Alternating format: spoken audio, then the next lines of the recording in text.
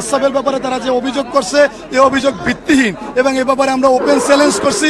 সেই চ্যালেঞ্জ তারা সংবাদ সম্মেলনের মাধ্যমে গ্রহণ করে না, শুধু একটা ভিত্তিহীন বিষয়কে নিয়ে। এবং আরেকটা জিনিস জানেন, গত 3রা নভেম্বর আমরা আমাদের স্বরাষ্ট্র মন্ত্রণালয়ে বৈঠক করছি। আপনারা জানেন গত 7 বছর তারা আমাদের সাথে বৈঠক করছে, উভয় পক্ষ একসাথে বৈঠক করছে। এইবার তারা বলতে আছে চিঠি লেখছে, ওই চিঠি আমাদের কাছে আছে, সরকারকে চিঠি দিয়েছে মাওলানা সাহেব না হক, অতএব তাদের সাথে আমরা বসবো না। তাহলে পূর্বের 7 বছর কেন বসলো? এই জন্য তাদের প্রত্যেকটা অভিযোগ ভিত্তিহীন এবং তাদের সাথে তাবলিগের কোনো সাথী খুব সামান্য পরিমাণ আছে। আর তারা মাদ্রাসার ছাত্রদেরকে ভুল বুঝিয়ে ওখান থেকে ভাড়া করে তাদেরকে এনে এই তাবলিগের মেহনতকে কুলুষে আমাদের সাথে যারা সাধারণ তাবলিগের সাথী, আপনারা আজকে এই মজমায় দেখেন যারা সাধারণ তাবলিগের সাথী, এই সাধারণ তাবলিগের সাথীরা আমাদের সাথে আছে। এবং টঙ্গীর ময়দানে ইজতেমাও দেখবেন আপনারা, আমাদের সাথে কোনো সাধারণ বাচ্চারা আসে না। যারা পুরান তাবলিগের সাথী বিদেশি মেহমান তারাই আসে। আপনাদেরকে আমরা চ্যালেঞ্জ দিয়ে বলতে চাই, মাওলানা সাহেব যদি টঙ্গী ইজতেমার ময়দানে আসে, টঙ্গী ইজতেমা ময়দানে 50,000-এর উপরে বিদেশি মেহমান শরীক হবে। এবং সে না আসার কারণে বিদেশি মেহমানের সংখ্যা 2-4 হাজারে নেমে গেছে। এই জন্য আমরা আপনাদের কাছে অনুরোধ করব, সরকারের কাছে, আমাদের মাননীয় উপদেষ্টা, প্রধান উপদেষ্টা ডক্টর ইউনূস স্যার, আপনি অনেক জ্ঞানী লোক, সম্মানী লোক, আপনার কাছে বলবো বৈষম্য মুক্ত আমরা বাংলাদেশে, আমরা তাবলিগের ব্যাপারে বৈষম্য চাই না।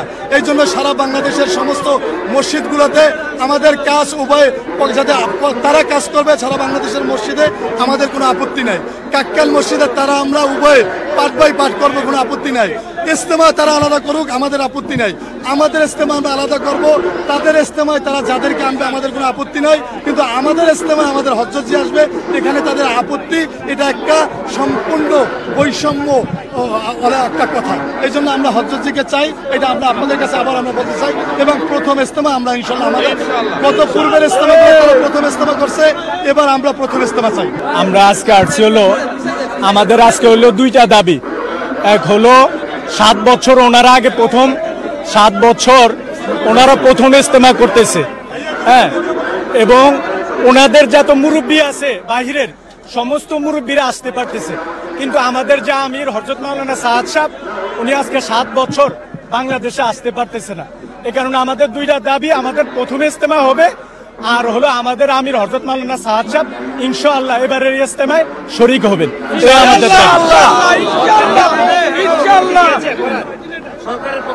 সরকারের কাছে আমরা দাবি জানাইতেছি, ওনারা 7 বছর আমাদেরকে বুঝে আসছেন যে আপনারা এরপরে থেকে প্রথম করেন, এরপরে থেকে প্রথম করেন, এরকম ভাবে 7 বছর আমাদেরকে এভাবে বলে আসছে।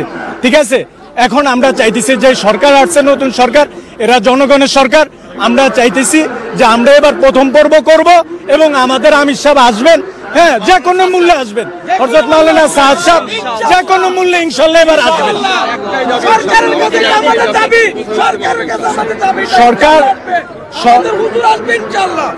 সরকার কেন দিবে না? হ্যাঁ, সরকার তো ওনাদেরকে অনেক সুযোগ দিচ্ছেন, আমাদেরকে।